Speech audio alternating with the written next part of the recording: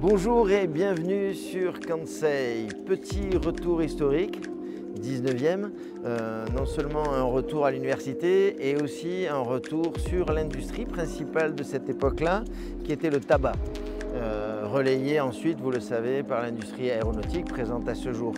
Je suis aujourd'hui dans une cour historique puisqu'elle a été préservée grâce à une association qui a préservé la non-démolition, tout simplement à l'université de sciences sociales, ce qu'on appelle aujourd'hui la grande université.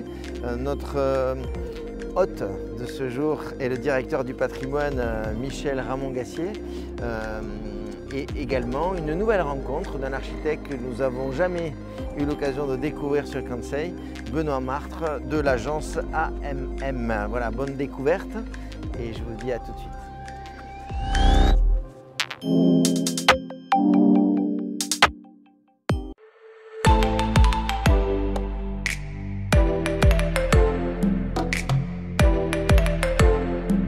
Merci de nous accueillir dans ce lieu magique, la magie du patrimoine. Tout à fait, mais merci à vous d'être là déjà. Ouais. Donc aujourd'hui, vous avez globalement quel territoire de responsabilité sur quel patrimoine On a un patrimoine de 100 000 m² qui est réparti à la fois sur les sites toulousains, l'hypercentre toulousain, et également sur les UT de Rodez.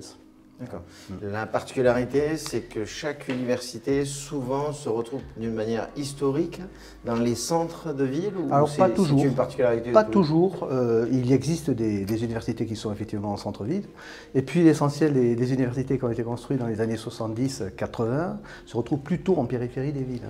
Ouais. J'ai lu que c'est une association qui a préservé, qui s'est battue pour préserver ces bâtiments-là dans lesquels alors, nous sommes. Il y a cette histoire effectivement. Nous n'étions pas du tout à l'époque à la manufacture des tabacs, voilà. Mais effectivement, il y a eu une époque, pas si lointaine que ça d'ailleurs, où une association qui s'est battue pour essayer de conserver la manufacture des tabacs, avec plusieurs projets d'ailleurs qui se sont succédés. Et au final, c'est effectivement revenu à l'université, tout simplement parce qu'on est situé à 2 pas ici de notre campus centre-ville. Et que l'université avait besoin effectivement de mètres carrés pour pouvoir se développer déjà à l'époque. Donc le programme, c'était combien de bâtiments à rénover? Alors c'était 5500 m², 5500 voilà, sur 3 bâtiments. Sur 3 bâtiments. Bâtiments A, B et D, nous nous trouvons actuellement. Le bâtiment A est un bâtiment qui a fait l'objet de travaux de rafraîchissement, enfin voilà, ce pas des gros travaux de réaménagement. Par contre, les bâtiments B et D, eux, ont fait l'objet de restructuration, et en particulier celui où nous nous trouvons. Merci Michel, je vais rencontrer Benoît et donc je vous dis à très bientôt parce que j'imagine qu'il doit y avoir encore quelques projets dans les cartons. Très bien, merci beaucoup. À très bientôt, merci. À vous. Au revoir.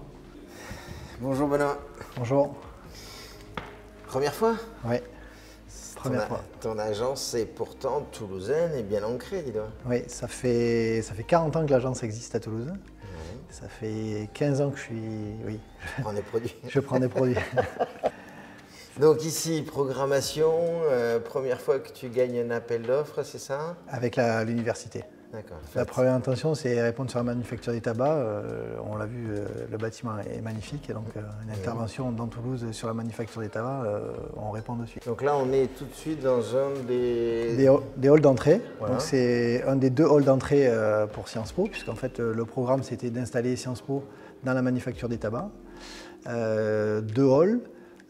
Dans un lieu emblématique avec un multiprogramme, la possibilité de faire des amphithéâtres, de faire des salles de classe, la scolarité, le learning center, une salle des profs digne de ce nom pour les professeurs de Sciences Po, et surtout garder les codes de la manufacture, donc qui sont la brique et le métal.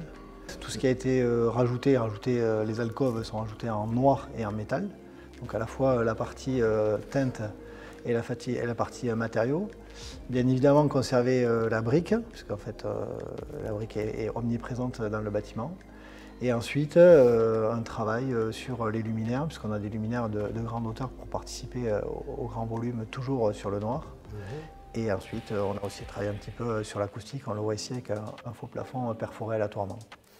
Les alcôves, plusieurs fonctions, à la fois pour le travail en fait, c'est-à-dire que On peut venir avec son portable et travailler directement sur les petits bancs qui sont intégrés dedans. On peut aussi attendre, puisque le banc permet de s'asseoir. Et on peut aussi mettre tout ce qui est machine à boisson. Et là, on le voit, ils ont mis aussi une exposition que j'ai découvert tout à l'heure. C'est ça, le lieu est occupé par des découvertes et de la créativité. Ça fait plutôt plaisir de voir que le lieu est investi. C'est un bon signe, ça. Oui, généralement, oui.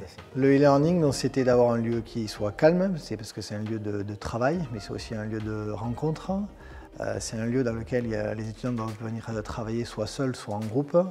Et donc qu'ils aient différents lieux pour pouvoir travailler et qu'ils puissent aussi se connecter, puisque tout le monde travaille sur ordinateur maintenant à la fac. Benoît, donc après le e-learning, le learning. Le learning, l'amphithéâtre, hein. Un des 2 amphithéâtres qu'on a rénovés.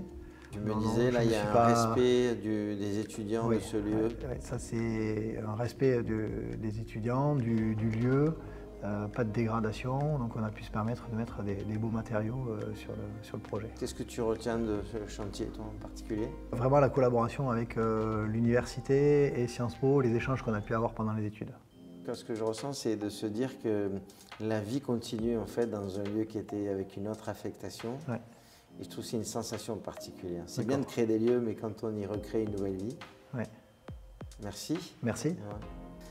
Vous nous retrouvez, j'espère que vous avez apprécié, puisque ça fait partie du cœur de notre histoire de Toulousain.